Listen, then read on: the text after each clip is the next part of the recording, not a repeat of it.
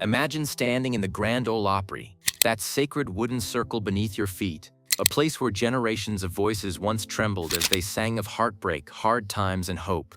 Now imagine an old man standing there, 87 years old, a legend who has outlived nearly everyone he came up with. His voice is quiet, almost fragile, but his words cut sharper than steel. That man is Bill Anderson, the Whisperin Bill of country music. And for 6 decades, he kept his peace. He let others chase fame. He let others change the sound, the image, the business. But not anymore.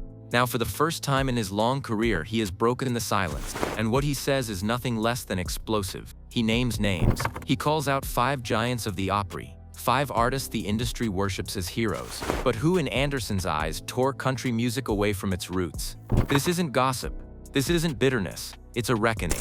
And to understand why Anderson feels country music lost its soul, we have to go back to the first name on his list, Kenny Rogers. Rogers was no villain. He was brilliant, charismatic, a man whose voice could smooth over any rough edge. And that was exactly the problem. His sound was velvet, not denim. His stage presence belonged less to the smoky honky-tonk and more to the glittering television studio. Songs like Lady and Islands in the Stream didn't just chart, they conquered. They opened doors. They proved to Nashville executives that country could be polished, airbrushed, mass-produced.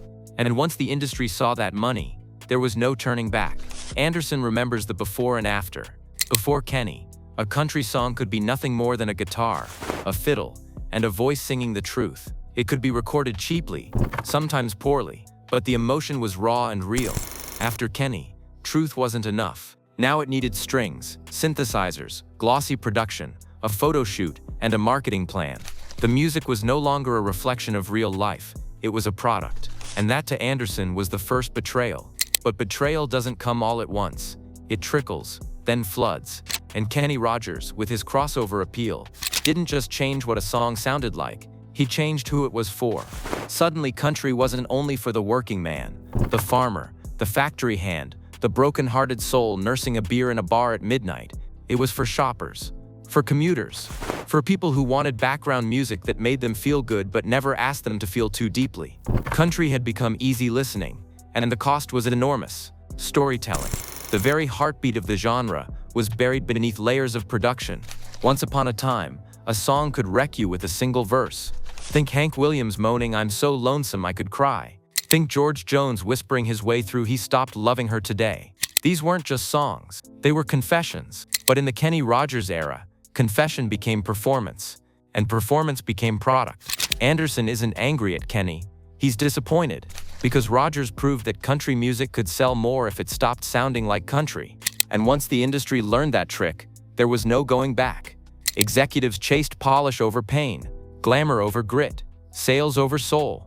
But if Kenny Rogers changed the sound, Garth Brooks changed the scale. The 1990s belonged to Garth. He didn't just sing songs, he created spectacles. Stadiums filled with fireworks, smoke machines, flying harnesses, deafening applause.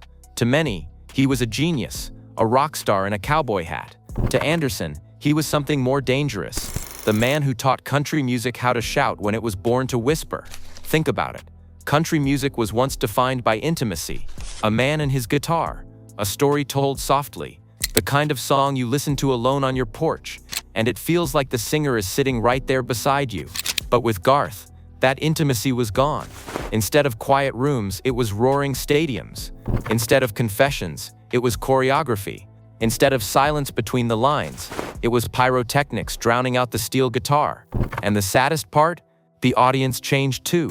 Anderson remembers a time when fans would sit silently, holding their breath to hear every word. By the mid-90s, those same fans were screaming, dancing, losing themselves in the noise. The connection between artist and listener, once sacred, was now a party. Anderson doesn't deny Brooks's brilliance. He calls him one of the most electric performers he's ever seen. But brilliance can blind, and the brighter the light show became, the dimmer the truth shone. Here's the real danger. Once Garth proved that country could sell out stadiums like rock, the industry decided that was the only model worth following. Suddenly, it wasn't enough to be a great songwriter. It wasn't enough to sing your truth. You had to sell tickets. You had to fly across arenas, blast fireworks, command a crowd of 50,000. And if you couldn't, You weren't marketable. Imagine being a young songwriter in that era, steeped in folk, gospel, blues, the real roots of country, and being told, "That's nice, but can you sell out a stadium?" The quiet voices, the intimate songs were drowned out before they even began. Anderson saw it happen with his own eyes. He saw the Opry change. Rehearsals that once felt like prayers now looked like Broadway productions. Stagecraft mattered more than songcraft. And for Anderson, that was the moment country lost something it could never get back. It lost its silence. Because silence, that quiet pause, that breath between lines, was where country music lived. That's where the truth slipped in. A cracked voice, a sigh, a fiddle crying in the background. These small, fragile things couldn't survive the noise of stadiums and smoke machines. They were crushed beneath it. And so with Kenny Rogers, country lost its sound. With Garth Brooks, it lost its scale. Both men were legends. Both men were geniuses. But both men left behind an industry that valued image and spectacle more than storytelling and soul. And just when the dust began to settle, when country was still trying to figure out what it had become, a young girl with a guitar walked into Nashville. Her songs were sharp, honest, and catchy. She won the hearts of millions. Her name was Taylor Swift. But unlike the legends before her, Taylor wasn't here to stay. She wasn't building a home in country music. She was passing through. And for Bill Anderson, that would become a betrayal of a different kind. The stage was already cracked when Taylor Swift walked into it. A teenager with a guitar, blonde curls, and a pen sharper than most grown men's knives. She didn't just write songs. She wrote confessions. The kind that made every teenage girl feel seen, and every boy wonder if she was writing about him. At first, Anderson admired her. How could he not? Her early songs had heart. They were stories. They had that old country DNA. Small details, personal truths, diary entries turned into melodies. She wasn't Kenny Rogers, polishing everything into a product. She wasn't Garth Brooks, drowning out intimacy with pyrotechnics. She was simple, honest, fresh. But then she left. She took the power of country storytelling, used it as her launch pad, and then abandoned the genre entirely for pop superstardom. And maybe that was her right. Maybe ambition demanded it. But for Anderson, it felt like a gut punch, because it wasn't just that she left. It was what her leaving meant. It sent a message to every young artist watching. Country music isn't a destination anymore. It's just a phase, a stepping stone, a temporary label you wear until the mainstream calls your name. The Opry had once been a home for life, a promise, an oath. Now it was a bus stop. Anderson didn't hate Swift. He respected her drive. But he mourned what she represented. The idea that country was no longer enough. And every crossover, every departure, made the roots weaker, less remembered, easier to forget. But while Taylor left the house, Jason Aldean stayed, and hollowed it out from within. The rise of bro country was a cultural earthquake. Gone were the ballads of hardship, the elegies of loss, the family sagas passed from porch to porch. In their place came trucks, beer cans, tailgates, and party anthems built on guitar loops and buzzwords. Bill Anderson listened and shook his head. These weren't stories. They were slogans, lists of cliches strung together, designed to sound familiar, to feel good, to fill a stadium for 2 hours and then evaporate. The emotional lexicon of country, grief, love, regret, resilience, was erased, like a chalkboard wiped clean. Take Dirt Road Anthem. It celebrated rural life but never admitted its pain. No mention of poverty, heartbreak, lost parents, or broken dreams. Just a sanitized postcard of fun times down by the river. Anderson wasn't against fun. He was against the erasure of everything deeper. And the industry, they loved it. Bro country was easy to sell, easy to brand, easy to push on a younger audience that craved surface-level celebration. The risk, the nuance, the truth, gone, because truth is dangerous. It doesn't always sell. For Anderson, this was worse than crossover. This was colonization. Country wasn't just evolving, it was being hollowed out. And the saddest part, it became the standard. Young, talented artists who wanted to sing about real life were told, "That's nice, but can you write a party anthem?" Integrity became financial risk. Safety became the formula. And as Jason Aldean topped the charts, Anderson felt the walls of the house collapsing. But then came the next name. A name that brought not just hollow lyrics, but chaos itself. Morgan Wallen. And here Anderson's voice grew heavy. Because unlike Aldean, he saw Wallen's talent. He heard the ability. He knew the boy could sing. But talent isn't enough when controversy drowns it out. Wallen's career became a storm of scandals, headlines, and viral moments that had nothing to do with music. And worse, the industry and fans got used to it. They normalized it.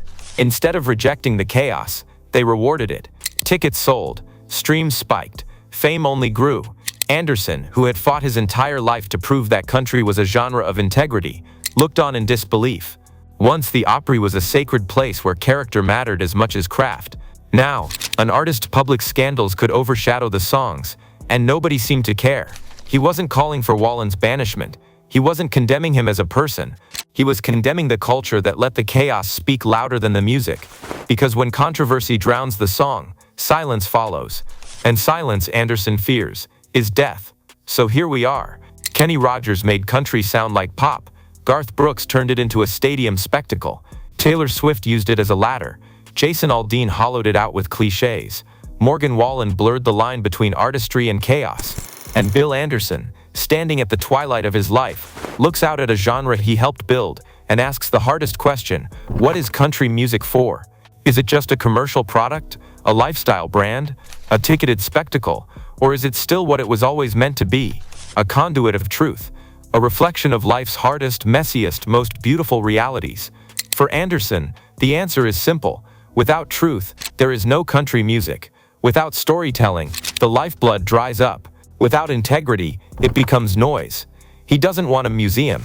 He doesn't want country music to stay frozen in time. He wants a compass, a way forward that remembers its roots while reaching for tomorrow.